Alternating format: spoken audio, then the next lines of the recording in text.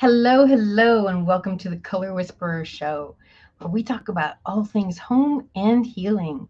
And today we have a wonderful person to interview. Her name is Eva Venari. She is a spiritual alchemist, and she educates worldwide on how overburdened and stuck adults can exit the endless grind and take charge of their well being to thrive in their lives.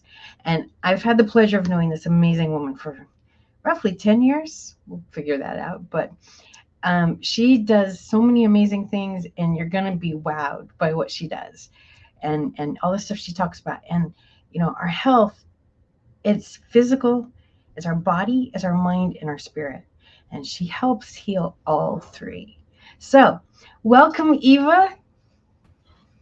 Glad to be here. Hi. It has been, gosh, I've lost track of the years too. I don't know. It's been a while. It was really funny. I had met somebody and they're like, "Oh, you got to meet this Eva lady. You got to meet this Eva lady." Da, da, da. And you had found somebody said, "Oh, you got to meet Jeanette. You got to meet Jeanette."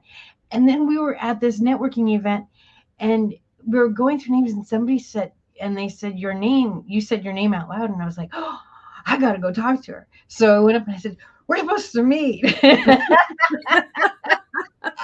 Yeah, and it wasn't even in the industry I'm in now because I was an architectural representative. Right?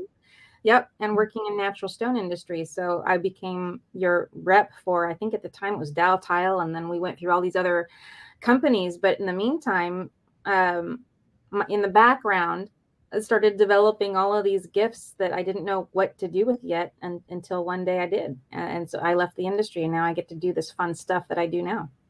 It's awesome. It's awesome. And you've helped me with several things. I don't know what I would have done without those things. It's really been amazing. So, where do you want to start? Because you do all these really incredible things.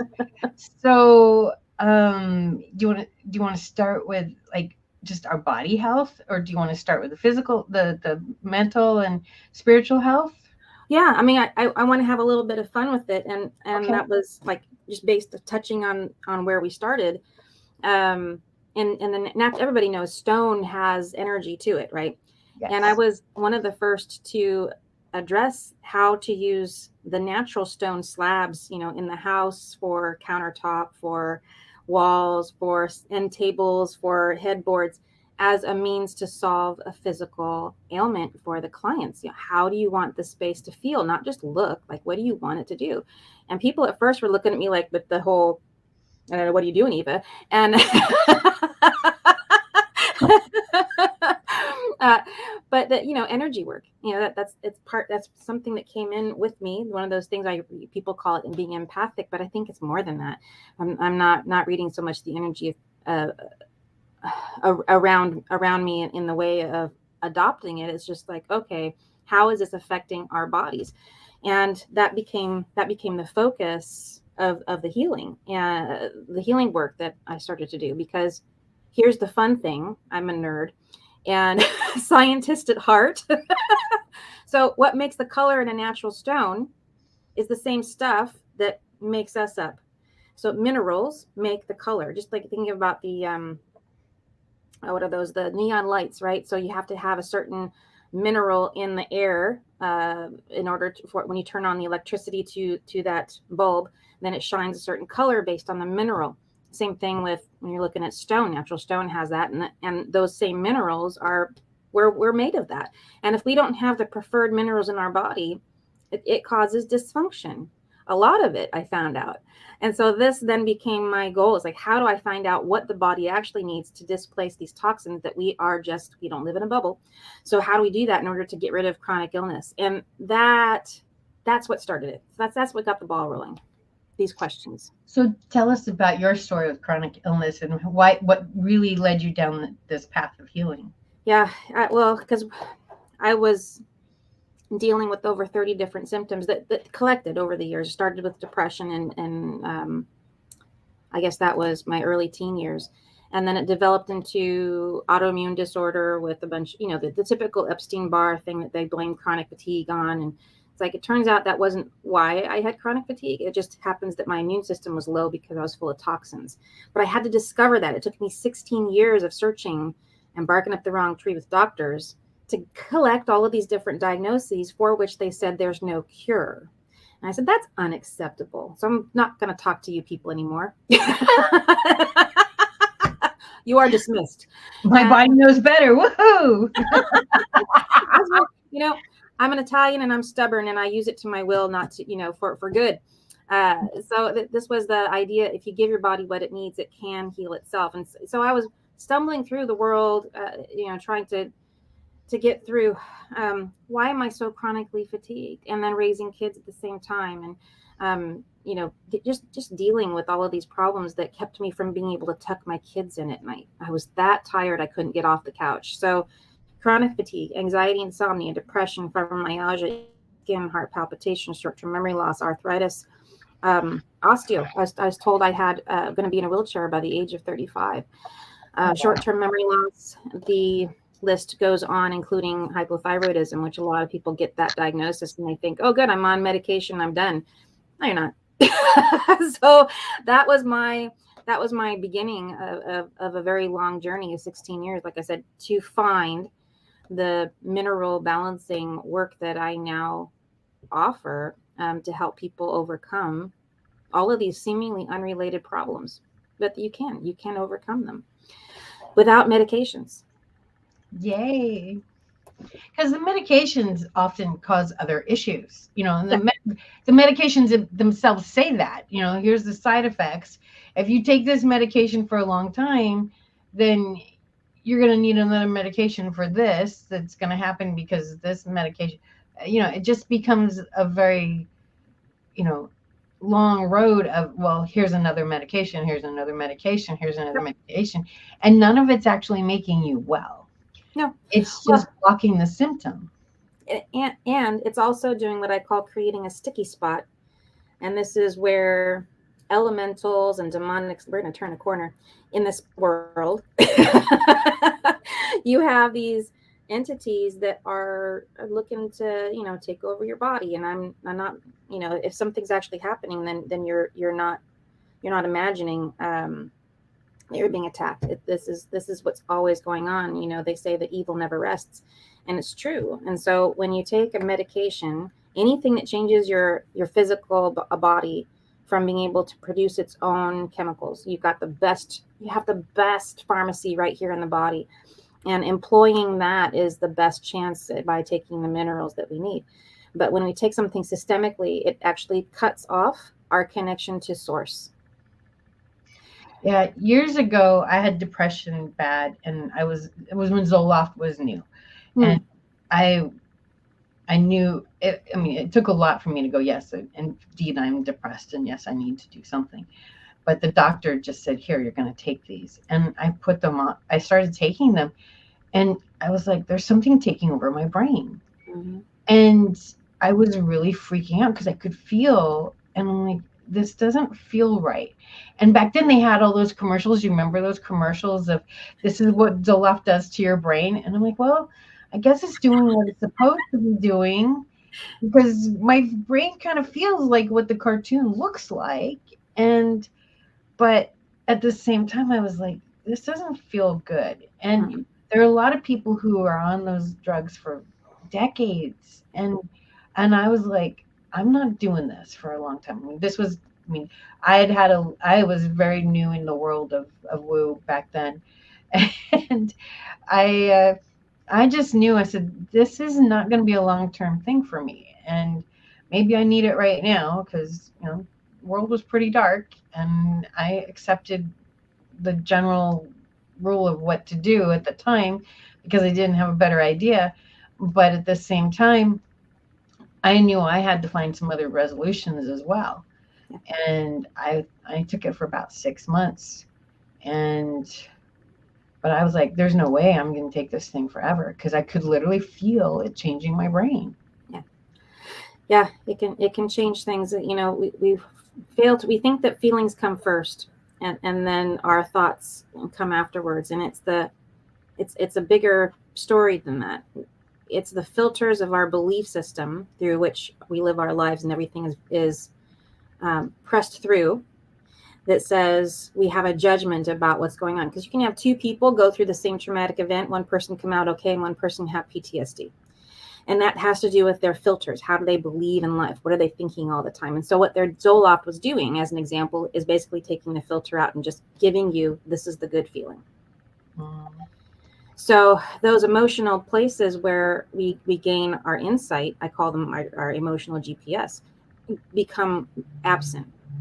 So now we don't have the very tool that we need in order to navigate life and interpret our intuition and you know, how what we choose to do first, second, and third in life has to do with how we feel about it. And go, oh, that experience was terrible. I never want to do that again. Left turn. Or that experience was great. I like that. I want more of that. Let me do more. And so when you remove free will from our ability to function day to day, that's that source energy that gets completely cut off. I call that a violation of the universe. Mm-hmm. Yeah. So and not only that, but medications don't pee out as much as we think they do. They store in our kidneys, our liver, or other organs, and that chemical buildup creates that magical word called inflammation. Everybody knows that, but they don't know really where it comes from.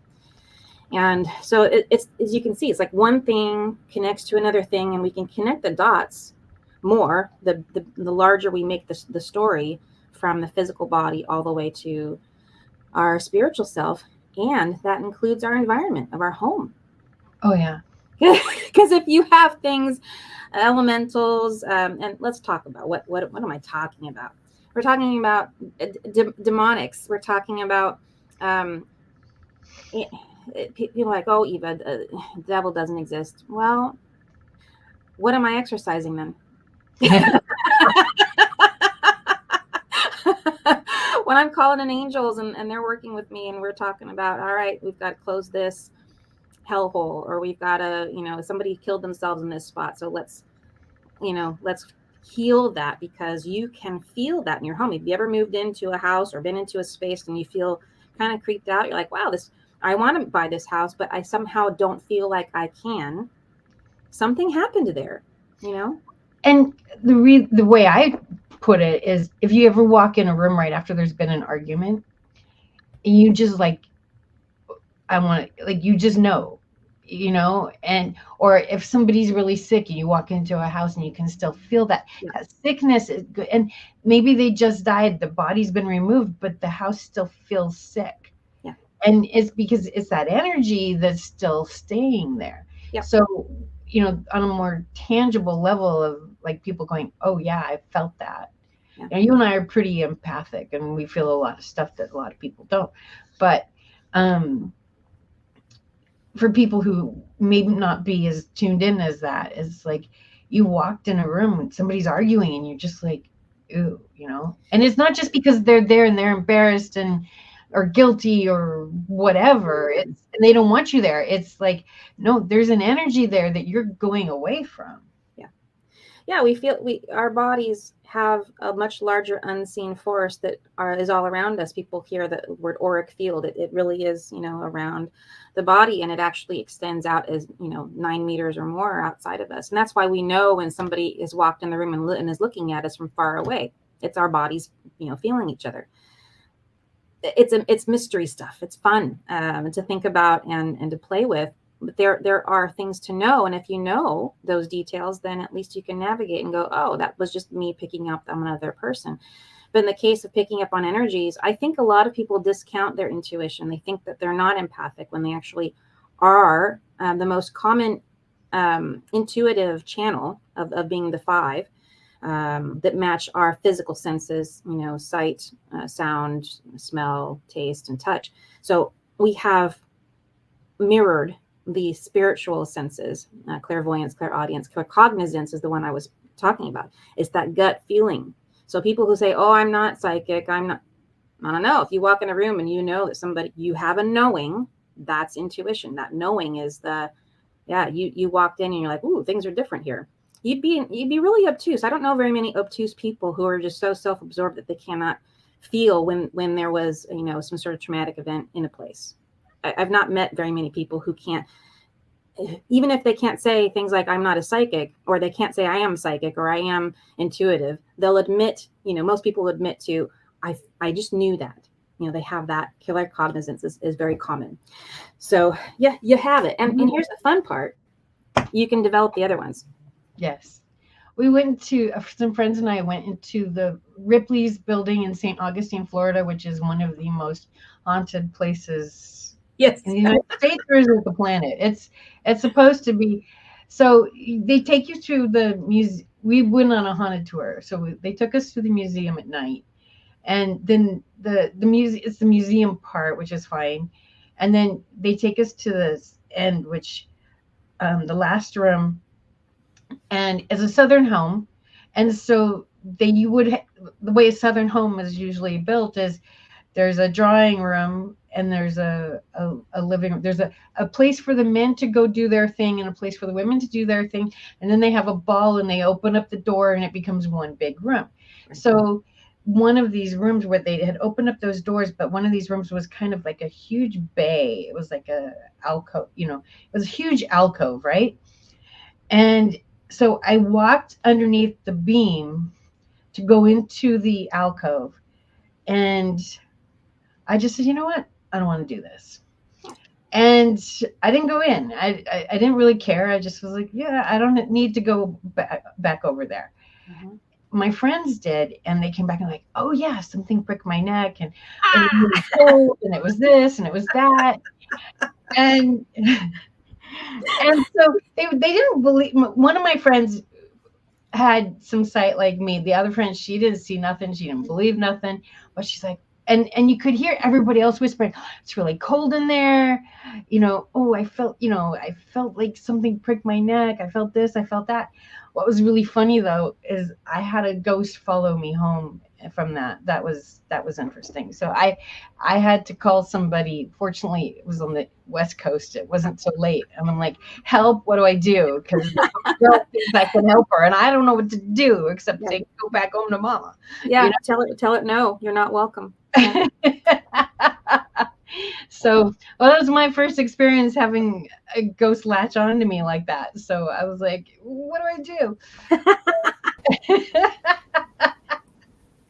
Hey, I had a quick question based on what you just said. Actually, I had a couple of quick questions based on what you just said and what Eva was saying and everything. But aren't ghosts like most people? Wouldn't they not want to be someplace that they're not used to? So the fact that the ghosts would want to go from the south to the west is kind of novel to me, because it seems to me that most ghosts would want to be in the environments of where they were originally from, but I could be wrong. So I'm not oftentimes wrong on a lot of things. But what's your thoughts around that, Eva? Because it seems to me that like I would think that the spirits would want to be around things that they are familiar with, for lack of a better term, and everything around those nature. So the fact that this ghost latched on to Jeanette from the south to come to the west, unless it had a West Coast tie, and maybe it had a West Coast tie, then I would be kind of curious about the reasoning behind the ghost, if that's a legitimate question. Oh yeah, I've got lots of experience with this. I spent 10 years as I first started to really awaken, just ushering lost souls to the other side. So I'm one of those people who can create the light to heaven and then clean off the soul body and then let them move on.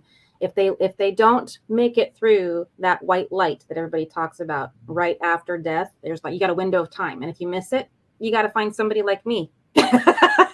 So it may not be that the motivation of that ghost that latched on to Jeanette was looking for West Coast. It may be that they just liked her energy. I can't tell you the number of times I've walked into a castle or an old manor in England, anywhere here, where somebody goes, hey, like kind of like the little wolf whistle. Hey, baby, can I come home with you?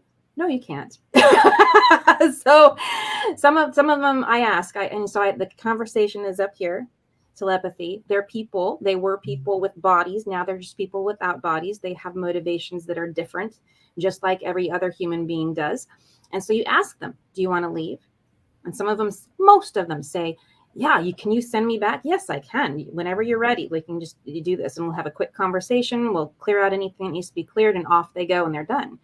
But some people are like, oh gosh, was it Charles at Pendleton,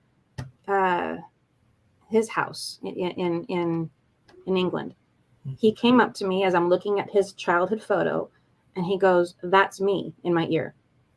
And I said, "Well, which one? Because there was two of you." And so he answers me up here, telepathy. And he said, "I'm Charles." And so I'm like, "Okay. So what's going on? You're just hanging out?"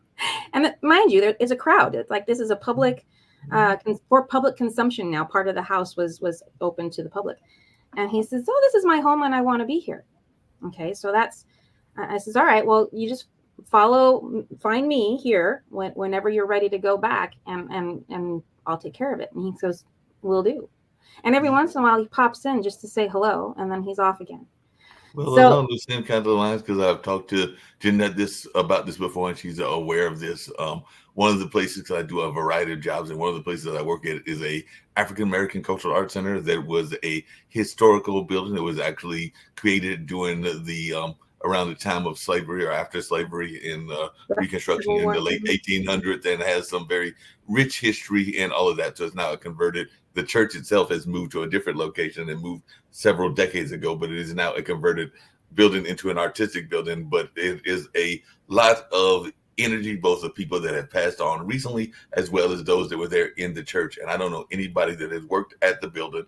It's a small staff, but we've had maybe close to 30 or 40 people, including board members, maybe even a little bit more than that, that has not had the experience of hearing dancing, hearing music, hearing footsteps. So everybody that goes to work there pretty much knows that the building has spirits that are comfortable, to use your words, with being in that area and respect that area and like to be in that area. And I don't know that they necessarily want to leave the area and everything. And they seem to enjoy it. And we seem to enjoy it as well. We sometimes have one of the running jokes I have is I'll sometimes have a conversation if I'm staying too late at the night that I might tell those spirits that, look, I'm going to let y'all have y'all's party. I don't want to be here with the party, with the ghost and everything. So I'm going to let y'all have the party. Just give me time to actually get myself together and go to catch, because I can get around by mass transit to go catch the bus and everything. Y'all can have the party and get your dance on and do everything else. Just give me time to get out of the building.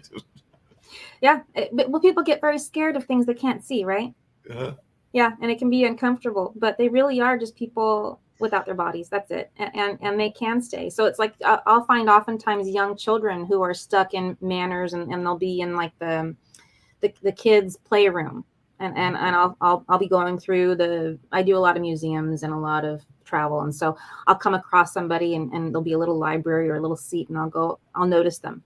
They know I can see them. And I go, "Hey, what are you doing? What's going on?" And they go, "Well, I've been trapped here. I stayed behind to be with my family who is still alive. You know, I died when I was 12, for example, and I'm stuck here." And so we send them on. So it depends. Do they want to stay or do they not want to stay? And then sometimes people are trapped here because they're attached to an object. They can be attached to, like, oh, it gets busy when you go to antique stores. Talk about energy. Well, there's an antique store here in Durham. I've told you that I love its name, and I think it's been going on for a while and everything. But if I remember the thing, is the title of the store is Everything But Granny's Panties. That's literally the name of the store, and all along those sides. So that's literally the name of the store here in Durham, North Carolina. But the question I had for you, even, and then I had a more kind of question of this day and time and everything. But are there people in the energy space that are interested? Because I mean, I know what the Catholics think about purgatory, but there are people in the spirit lane that are interested in staying back and forth. Because, like I said, in my mind, one of my good friends that passed away here several years back and everything was a dance pioneer here in Durham, and a dance pioneer around the nation, and I would argue around the world, because he used to go to Africa regularly as well. But I personally think that he probably likes being in heaven, because that's where I personally like to think that Baba Chuck Davis went to and everything. But I also think that I would not be surprised if doing, say, Kwanzaa, which we just went through, or doing some other events that he was very much involved in, doesn't make return trips and everything. But I just wondered if that's something that can go on where you're coming from the heavenly gates into the earthly realm, for lack of a better term. Yeah, there are some rules around that. So if you've decided not to go through your own light, or requested to have somebody like me send you through, you're here just earthbound, and that's earthbound spirit is a body, or a human soul without a body. And oftentimes, we're talking about health here. How does this apply to health? those spirits will attach themselves, especially to relatives, and they'll attach themselves in the auric field of the person, creating an energy drain. So it's better, like, well, I'll communicate with them and I'll say, hey, did you know that you being attached to your relative, your loved one, the person that you love and care about, is suffering as a result of this attachment?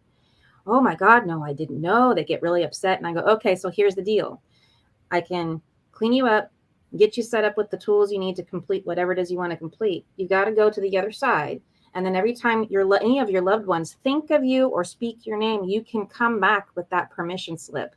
But otherwise, you're going to go. Right.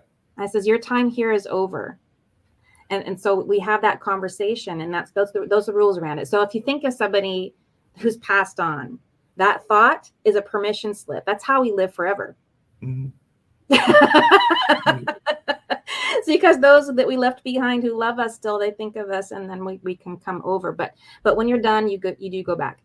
And that's how the Ouija board works. That's how portals work. It's a lot of things, but you have to be, it's my preference that a person has good spiritual hygiene and closes up all of those things when they're done. I'm glad you mentioned that. Then I'm going to get off and let you and Jeanette continue this vibrant conversation and everything. That just has two very quick questions. One is, you just mentioned something that I had not heard people mention since I was a kid and everything, even though I do know a number of people that still use them and everything. So are Ouija boards still popular? Because I remember when I was in high school and in college, they were very popular in certain folks enjoying using them and all along those lines, sometimes maybe not even understanding what they were using. But I know as a person is in my early 60s, so like around the 70s and the 80s, definitely a number of folks that were in that high school level and the college level used to play with them regularly. And like I said, sometimes you play with things that you don't quite understand, and that can be dangerous in my mind and everything. But I just wondered your thoughts around the popularity of the Ouija boards, because there was a time frame, but I definitely remember the 70s and the 80s when they were very popular, and you just used that term, and I'm going like, are Ouija still around? They still sell them at Target. So I don't know how popular they are. They became, they were big. I remember because I lived that through that period also, and have used them many times. But I had discovered attachments were staying behind, and I thought better of continuing the use. I don't know that they're popular, but I do know what is. Magic, black magic in particular, has made a huge turn. To be present. There's a lot of people trying to take away or push their will onto others, which is again a violation of the universe. And I'm telling you, if I catch you doing it, I will bind you magically. You will not be doing magic if you continue doing that. So no, I can see that, and I know there's that whole conversation around if you use the Wizard of Oz, the good witch versus the bad witch kind of conversation that goes on. Yes. The serious question I had, I mean, not that these weren't serious questions, but the question I was going to have before I jump off again, and Jeanette knows I'll do that sometimes, is y'all were mentioning around pharmaceuticals and around the drugs and everything. I'm wondering, Eva, do you think that we as a society, because sometimes I've heard a lot of people talk about, have become much overly medicated? I mean, I just said I'm in North Carolina, so North Carolina's got tons of pharmaceutical companies, unfortunately, and all along those lines. But it does seem to me that we are too quick to run to the medication and everything. But I just wanted your take on that, because that's something that scares me of a country and the world. Yeah, and a very well placed fear. I think that when we don't trust in and have forgotten that we are designed perfectly to overcome imbalances, we're God designed. There's divinity within us that we are completely rejecting every time we take a medication. And I'm not saying that short-term use of it isn't useful. It's that, well, what created that problem in the first place? And let's take the effort, which takes time, to reverse that engineering so that you can function properly again. But look, being propped up on medication and preserved through the last 10 to 20 years of your life is what you're looking forward to if you start on medications. Because like Jeanette said, you take one, a year later, you're on 5 more because of those side effects. And then you can just multiply that out as you go. And we're meant to live with a lot of energy, natural energy, all the way through to the end of life. Like the only time we should feel like we're dying is when we're dying. makes a lot of sense. I'm gonna turn you back over to Jeanette, but that's just a couple of questions that popped into my head and everything. So Jeanette knows I'll pop in and ask those sometimes. But I'm gonna turn you back to her very capable hands. Oh, so we've gotten quite a bit of taste of a little bit of all the things that you do.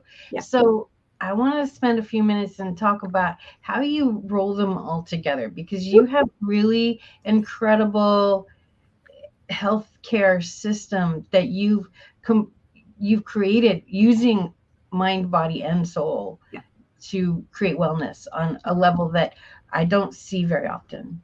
No, the angels gifted me a name, the spiritual alchemist, and it came from that whole concept. It's when we do something to the physical body, it can reflect itself in the emotional, mental, and then it definitely can reflect itself spiritually. And depending on where the trauma, whether it's like a car accident or a death in the family, or a death in the family that creates karma for you that you now have to deal with, all of that affects your health. And I came to realize that on my own journey of healing. So the first step was to become really comfortable and aware and understanding the mineral work. So the mineral balancing work was my main and only offer for 12 years, until finally I realized that my personal spiritual development relied on having that very fortified body. So first we start with that. Let's get the body fortified so that there's nothing in the way for our emotions, because we think about how we react. I was talking about earlier, those filters can be adjusted and changed with our mind. So we can choose what we believe. Beliefs are just thoughts we think over and over again. So I talk about boundaries. Who do we let into our lives? What do we listen to? Are we looking at the news all the time? Are we lying to ourselves or to others? And this is all part of, what I call the essential love work. I noticed on my own clients that the number one thread for all of these chronic illnesses people would come to me with was a lack of self-love. Mm. Oh, okay. So we need to work on boundaries. We need to work on how to communicate. We have, as an aside, the most number of midlife aged people single and trying to date, desperately failing on the planet at one time right now. I've never seen so much failing in my life. And that to me is an epidemic. And we need to heal that. So that became a focus to learn. And so on top of now I feel good in my body and I'm not so concerned with all of these symptoms. Now I can pay attention to that person outside of me and understand more. So like these things relate to each other. You could hit a physical plateau in your healing journey of your body if you have a stuck emotion and you don't know how to clear that, or you don't know how to resolve a conflict, or if you don't have those skill sets, develop them. So that's what I discovered. Those are the things that go together. Then as my spiritual work, and I mentioned, I spent 10 years guiding lost souls to the other side. That seemed to be my mission. I got to play Horus, right? Horus, is that the Egyptian god that? I don't know. I don't remember.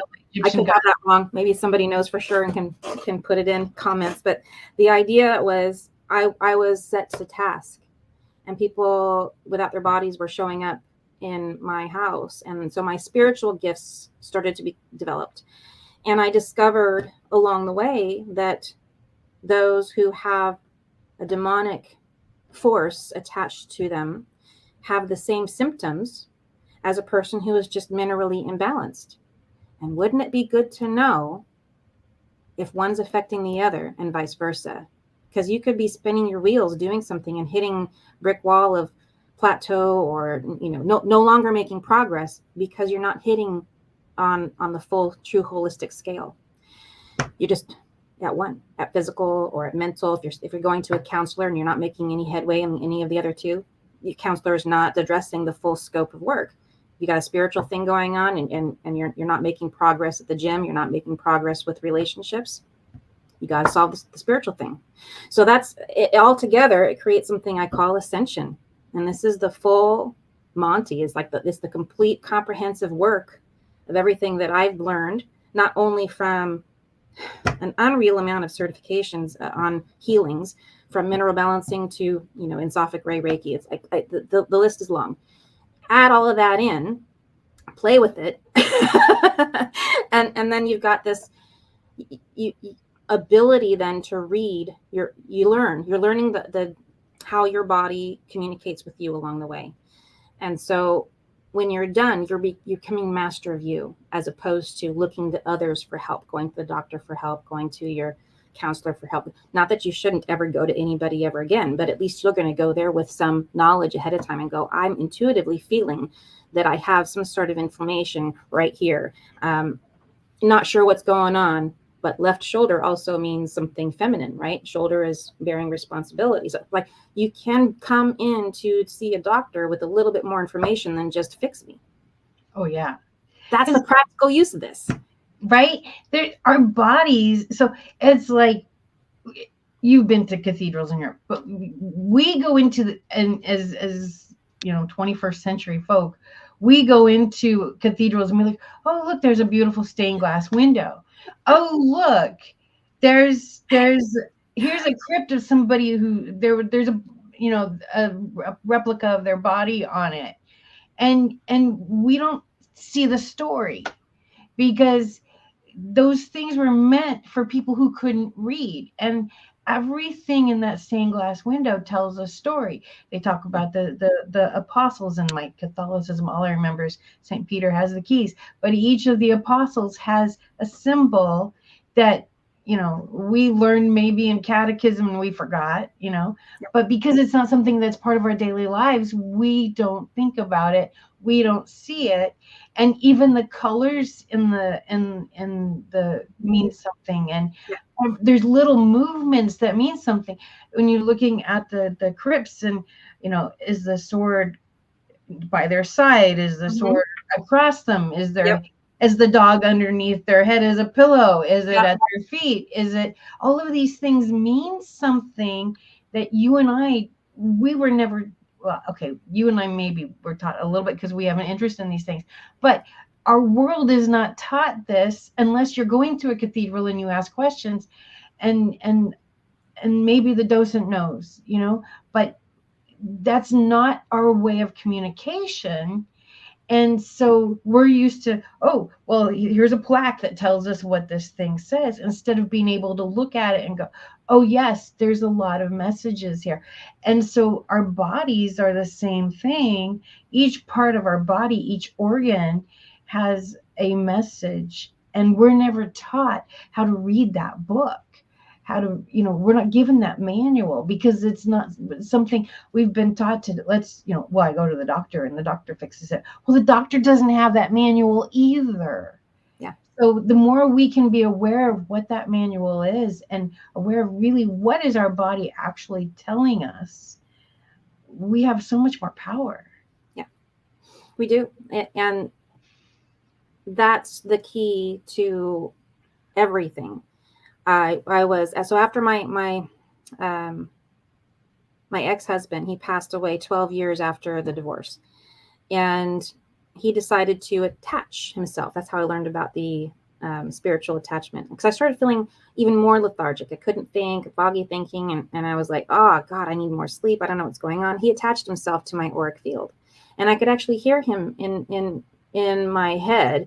And I knew it was coming from outside of me because it wasn't telepathic. It was just here. And I thought, oh God, I divorced this man. I really don't want to hear him and his death, let alone, you know, this is not what I want. And so I learned about what's called a psychic surgery to remove him from my body and then send him on. This was before I realized I was one of those people who could create the light and move people through. So this psychic surgeon, I talk about medicine that medicine doesn't know. So the psychic surgeon, she goes, yeah, okay, we'll go into the contract room. And a lot of people in the spiritual world have heard of a contract, but they maybe not have heard of the contract room. The contract room is a sacred place where you meet up with this person that you need to close out your contracts with. And who is there is one of Archangel Michael's soldiers. And not Archangel Michael himself. He's busy like Jesus doing other things. Like, don't bother him. He's got soldiers, right? So I work with the soldiers and I work with the angels. And so there in that room is this huge fireplace, and he's standing over here just to the right of the fireplace. And we're done clearing the contracts, and he's quiet the whole time. And finally, at the end, he turns to me and he says, and I hear him here, telepathy, and he says, okay, now it's your turn. You're going to create the light, and you're going to clean off his soul body, and you're going to send him on. And I, being the lippy person that I am, said, you're the angel. Why don't you do it? And he says, you're the human. Angels are there to help us. They can heal us. They can, but they're doing this until we ask for help. And he taught me. He said, this is part of your spiritual gift set. You're supposed to learn how to do this, that you can help people through.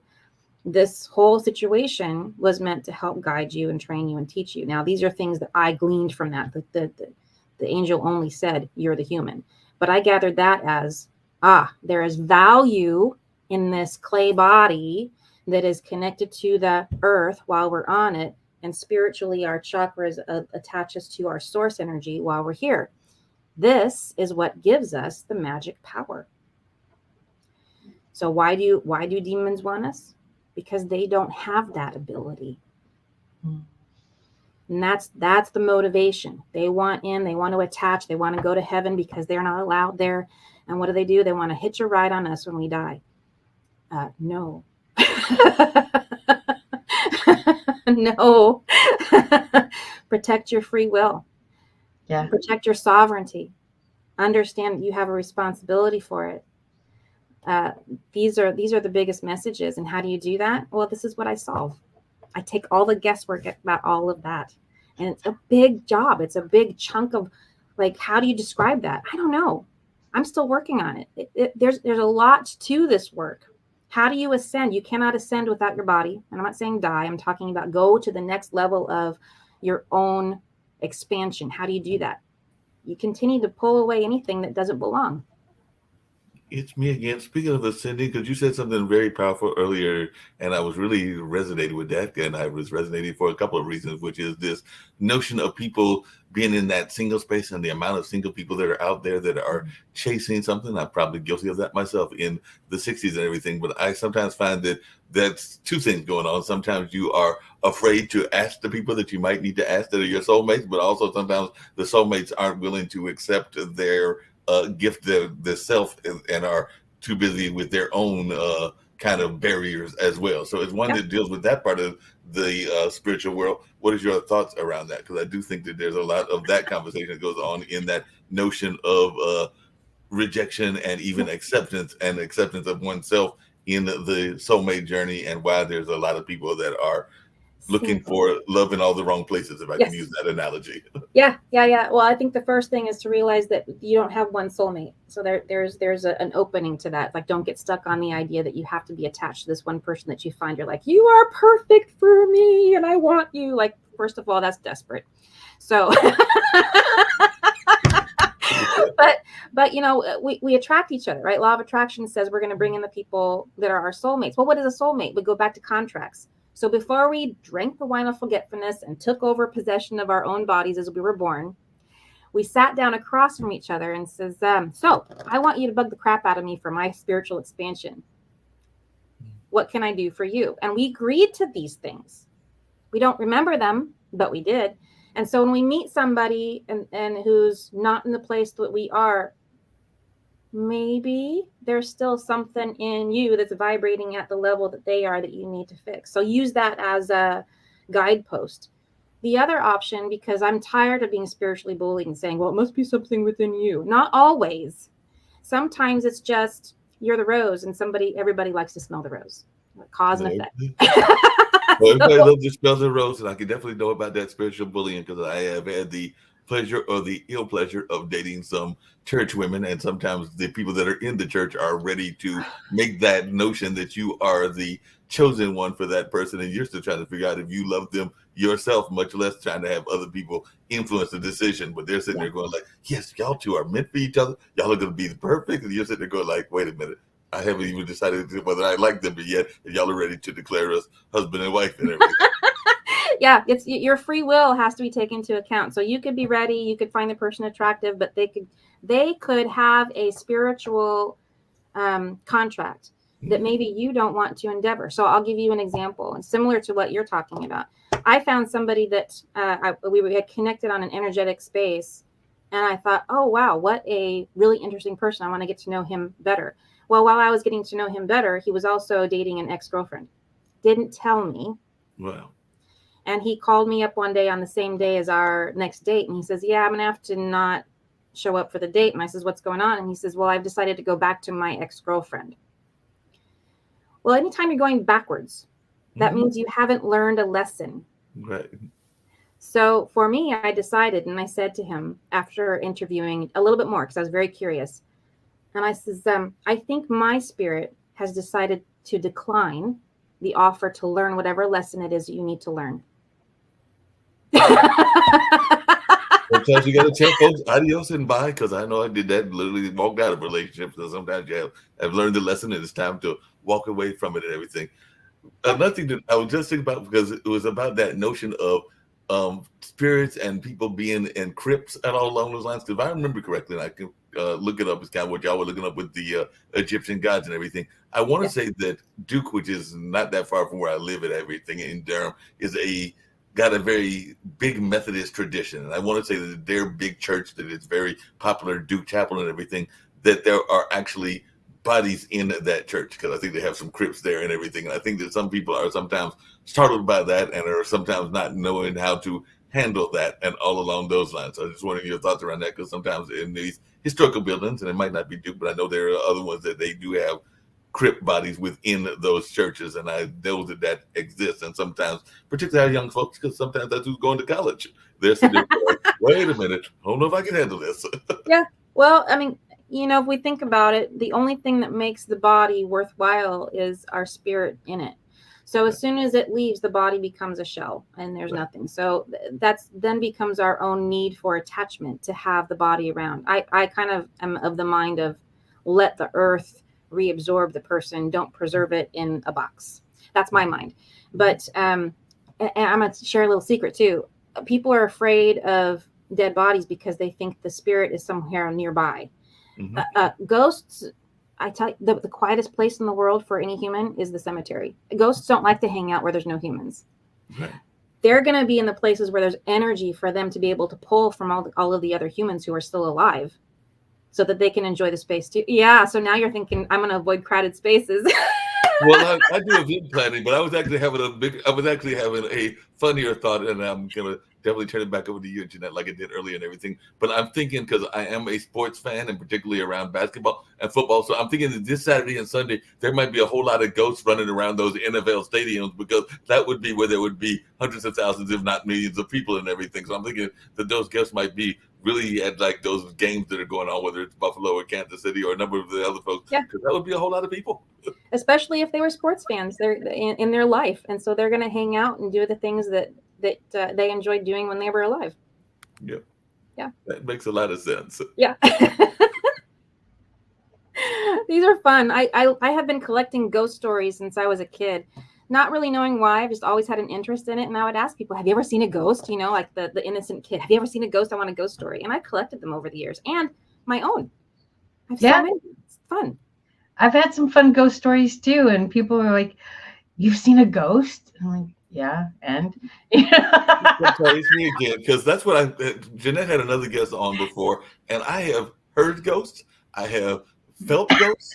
I have done a lot of those things that are related to ghosts, but fortunately or unfortunately, depending on your point of view, because I do watch enough movies, I have not physically seen a ghost, and I'm not sure how I would feel if Uncle Randy popped into the room and everything, because that's an uncle that recently passed and everything along those lines. So I'm not sure how I would feel if I physically saw him in physical form and all along those lines. So that's one question I was asking. When people say they see in ghosts, do they actually see the physical body and the physical form, or is it more what you just described, Eva, which is that you're hearing the voice, you're hearing them giving you messages and all along those lines? Because like I said, I loved him dearly.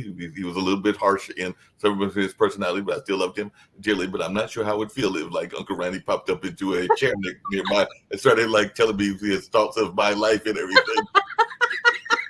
And lit a cigarette. Yeah, this is so both. It can be any of these things, and I can't say that it's with permission either, because so on my wedding night, which is a crazy time for a ghost to show up, we are at Prim at the Prima Donna, and I'm in bed, I'm sleeping, and I hear footsteps coming down the hall of the hotel, and the door definitely opened, and that's what woke me fully. The door opened, shoved open, and then closed.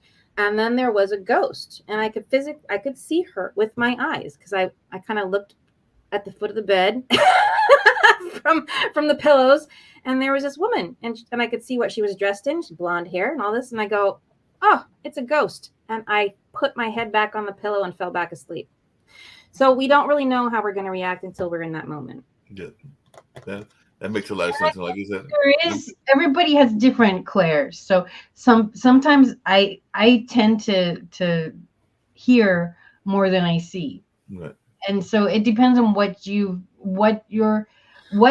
is more susceptible for you, which sense you're more comfortable with getting it from.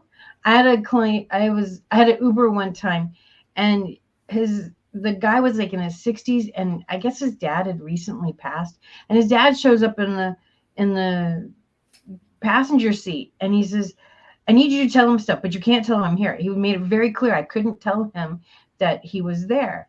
I'm like, well, you're going to have to steer the conversation then, because what am I supposed to do? If I can't tell him you're there. So this man clearly couldn't handle the fact that I could have seen his father, but he needed that information. So if you may not be able to go, oh, well, maybe Uncle Randy, seeing him might be too much for you. Hearing him may not be too much for you. Smelling his cologne. So you ever walk down someplace, maybe in your house, and like all of a sudden you smell perfume or like a weird smell, and you're like, I don't have that perfume, or I didn't make that. Where's that smell coming from? So that could be a ghost right there. I think mine is more auditory, because even in this apartment, and definitely at Hayti, I have definitely heard, like I said before, dance steps, and I've definitely heard knocks that don't make any sense. Like at 2:00 in the morning, you're going like, who's knocking on my door? And it's not the neighbors or anything along those lines. So I think mine is more auditory. That's where you're comfortable receiving the information. Right. Yeah. And all my clairs are open, so I get them all. I've closed my house off since, and I don't allow just any willy-nilly ghost to come into my house. They're now under control. Only people who get in are relatives, and so that's an important distinction too. So like when my grandmother came to visit, she gave me the taste of her famous blueberry pie. There was a gentleman who was, before I closed my house off, he liked to wear a certain cologne, and every time he was around, I could smell his cologne. I had just started to date somebody whose grandmother had passed, and she was very overprotective of him. And so as soon as I got off the phone with him one time, she comes right into me, and I could see her blue dress and her glasses and her black hair. And I described her to him, and he went, oh yeah, that's my grandma. So whatever clair you have open, and the way in which the apparition, the person, wants to communicate with you, in those combination, you'll receive them. Yeah, I can definitely, that makes a lot of sense. And I'm surprised that you only have the relatives, but maybe not, because I have such a deep friend circle that are like relatives that I think there's probably a little bit more. Yeah, well, I've closed off. I use Mystery School Magic to close off my home to just anybody, because it used to be like Grand Central in this house, and that's not okay. You don't want your house being like that. So I've closed it off, and I use salts, and I use magic, and I use all kinds of things to make sure that I'm sovereign in my own space. But yeah, relatives, friends, people that you know, people that you love, they can find their way to you, because that's the natural way of it. And when they pass, guess what you get to receive? You get to inherit something of theirs. Right. Yeah, that makes a lot of sense. Well, this has been a very fast hour, so I want you to take a few minutes, plug yourself, and what you do is truly amazing, and we've touched on so much, but we've barely scratched the surface. So take what we can go over a little bit. We're not gonna like shut off exactly. That's okay. But I want to have you to have the opportunity to really tell people exactly what how you serve the world. Yeah, and it's really customizable because every problem is like a thumbprint, right? And so what I do, you can find me on my website, which is theelevateinstitute.com. And you can just go to the start here. You'll see it at the bottom of the homepage. Start here and get the 20-minute phone call. That's free. So the most important thing I do is listen. So when we get on that phone call, I'm spending the first 15 minutes listening to what the problems are. Are they physical? Are they spiritual? Are they mental? Are they emotional? What is going on? And I will tell you whether or not I can help you, which is that's honest. My job is to be transparent, and I'm here in service.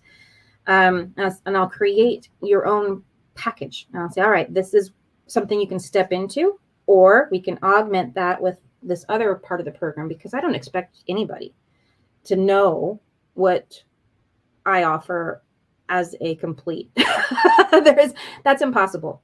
There's too much. You might need a soul retrieval. You might need, to clear out ancestral wounds. But you won't know that until we talk. And then I'll be able to write up I'm not using it in the medical way, but a prescription of here's what I believe would best serve you. And then we'll design your package for you, whether that's one session or, a full year of intensive work. It's up to you what you want to achieve. So I base that all on the problems that you're having, even if it's just, I want longevity. If you want to clear away all of the guesswork around longevity, it's the same solution that it is to clear a chronic illness. So start here. Just go to theelevateinstitute.com, scroll to the bottom of the page and click on that start here, get on the calendar, and we'll have a conversation. And that's the best way to move forward. That's awesome. All right. So now we get to go to Kendu Spice. And I think you'll like Kendu Spice. She's very much in the same vein as you and I, and very big on having healthy food to keep a healthy body. So thank you, Eva, for coming on. And if you want to come on again another time, because I know we've just barely scratched the surface today. So this was wonderful. Thank you so much. Yeah. Thank you for having me. You're welcome. All right. And off we go to Kendu Spice. You know how people love to enjoy food and don't understand how to flavor their food or how to replicate a meal? They're interested in supplements, but don't know where to begin? Well, what I do is I take the guesswork out of enjoying flavor and wellness with my flavorful spice blends so that they can create delicious meals with healing benefits. Kendu Spice was created to help cooks at any level enjoy healing through food. Every spice blend was designed to give added health benefits of natural herbs. Every blend is complete. There's no need to add any additional spice for a delicious meal. Saving you time and money while adding supplements to your meals can be both tasty and fun. My earliest memories in the kitchen began with my father, Kenny Kendu Bond, so it was fitting that I would name this line after him. I have always looked to natural remedies to supplement the body, and I found myself hiding herbs and minerals in foods for my family. That's when it hit me. Everyone needs Kendu Spice. Everyone should be having this.